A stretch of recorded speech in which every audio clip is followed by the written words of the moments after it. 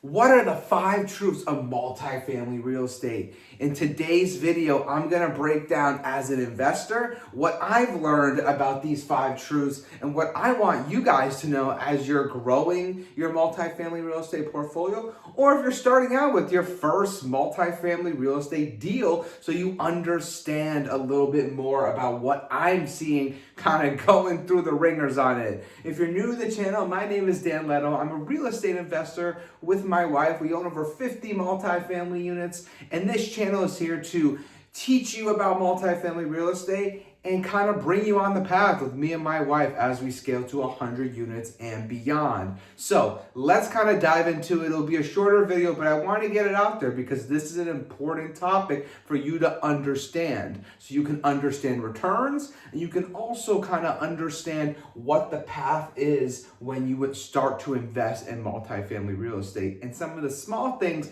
that really add up in analyzing deals and finding deals too.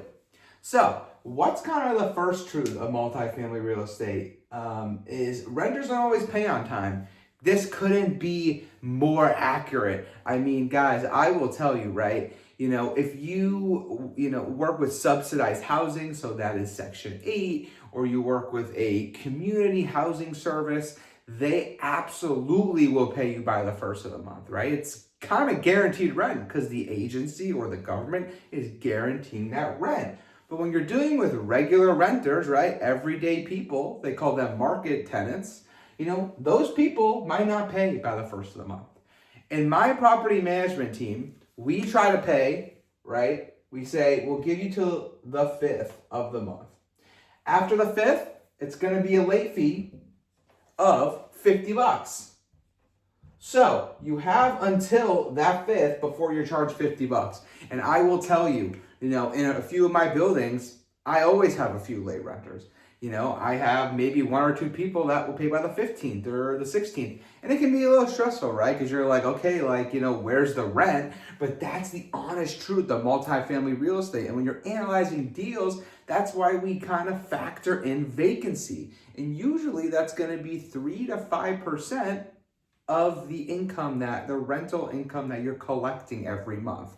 And I will tell you, this is the most important thing to understand because collections is everything. If you don't collect rent, everything else will go sideways with your deal. You won't be able to pay your mortgage, your taxes, your insurance. It's not to scare you, it's just to tell you the realities of what I've built and what I've learned talking to other investors that have hundreds of units. It's a very, very typical thing that you see in multifamily. So if there's anyone out there telling you that everyone's going to pay by the first of every month, it's not the truth. And so I'm here to provide you that truth.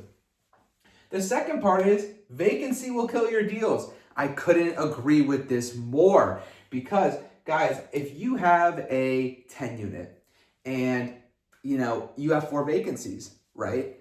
You're a distressed property. Usually in multifamily real estate, stabilized properties are 80% occupied. So 8 out of 10 of a 10 unit, that would be a stabilized property. Now, the other thing that I want to call out with this is when you have vacancies, there's no one to build back anything to, right? If you do build back programs for utilities, or just trying to obviously get cash flow, right? You need that positive cash flow. When you have vacancies, it's hard to cash flow unless you have a bigger multifamily property where you don't feel it as much. And when you're analyzing deals, you want to understand what's my break-even point.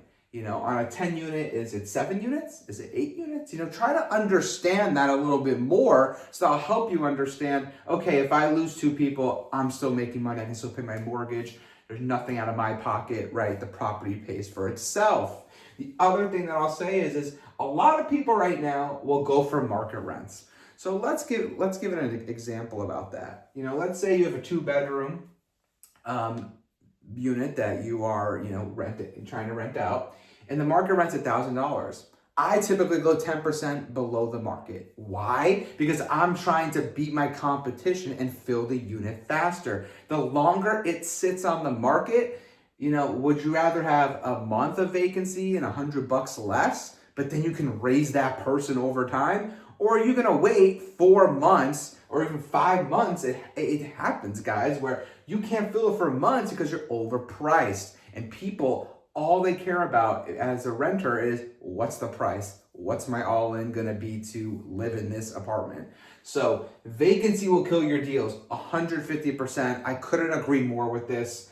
The third is also a star for me.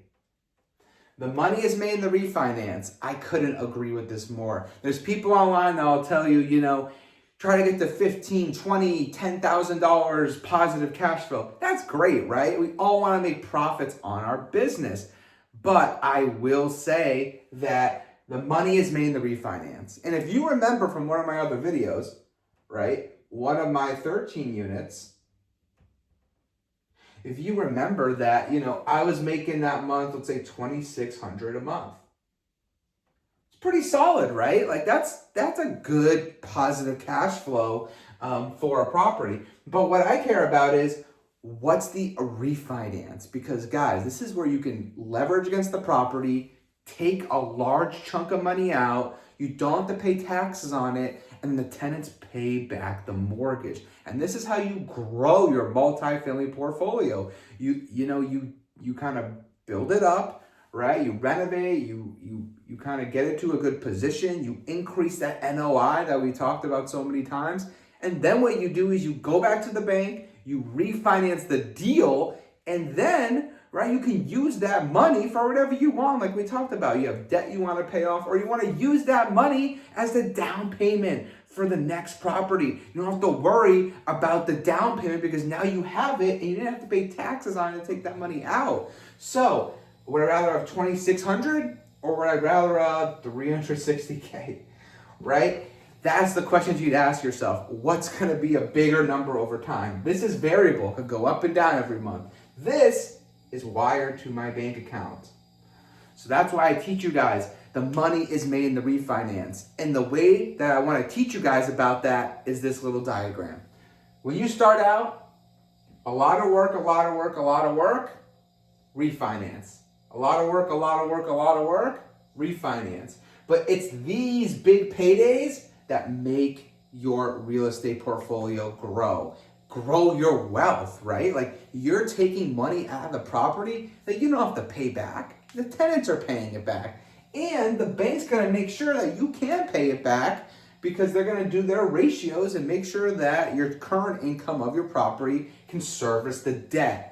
And that's the most important thing. So I 100% agree. The money is made in the refinance. Always remember that. And I want to get everyone to that stage because that's when you can pop champagne, enjoy. That is a huge accomplishment to do the cash out refinance, especially if you get all your money back. So now you have an infinite return on your property. Any additional income you make is gravy, right? Like you don't actually have any personal money invested anymore. And that's what I try to teach everyone is that's the stage you want to get to. Because once you get to that stage, that's when you're really making money. You're making money when you've recouped everything that you originally invested.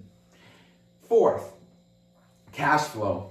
Everyone loves to talk about cash flow, but it is variable, right? And it's not passive income because it's variable. Now, well, I agree that it might be semi-passive income because I'm not actually doing anything, right? Like they're paying me, I'm paying the bills, and whatever is left over, I get, right? But it's not fully passive income because you're still involved with the day-to-day, and we'll talk about that in the fifth one. You're still involved with the day-to-day. You're doing your property management, right? They have to manage, the property, and you have to manage them, which we're going to get into a little bit. But it's variable. And don't get me wrong, cash flow is important. You need cash flow in order to get in order to get all the loans. But it's not passive income, guys, right? It's semi-passive income because you're not actually doing anything, but you're always going to be involved in the day-to-day checking. I personally check collections. I make sure everything's collected, and then when we're past the due dates, right? Maybe even the 10th of the month, I'll give them a little time. Say, hey, where are these people at with their rent? So like I'm on top of them to make sure we're getting the rent collected. And I would also say that, right? People argue a lot about this and this big word, passive income. You still need to be involved, guys. And, always understand cash flow is going to be variable, like we've talked about so many times in my other video when I did the 13 unit breakdown of my January cash flow. And you saw, it was 2,600, but it could be 2,100. It could be, 3,000 one month. It's going to be variable, and you have to account for that and think of it more as a predictable range that I'm going to achieve every month. And that's the way I think about it. I see my 13 as an example of this is the range that I think I'm going to get to every month, right? That's the way I want you guys to think about it. So number 5, to me, this is like, I know I've done a few stars here, but this is truly the biggest one, and that is involvement with your property management. We've talked about this before, but you are the asset manager, AM. You are managing the property manager. You're managing their team, you're managing everything, because at the end of the day, guys, this is your property. They are managing it, and they're making money managing your property, but this is your asset. Whatever happens to that asset, it gets sued, right? The performance goes down. The bank's not going to my property manager, right? They're going to come to me and say, hey, Dan, what's going on here? Last year on your tax return, you made half of what you said you're going to make, right? So I always have to manage them. Every month, I look at that profit and loss statement, and I say, hey, what are the utilities doing? What were the repairs?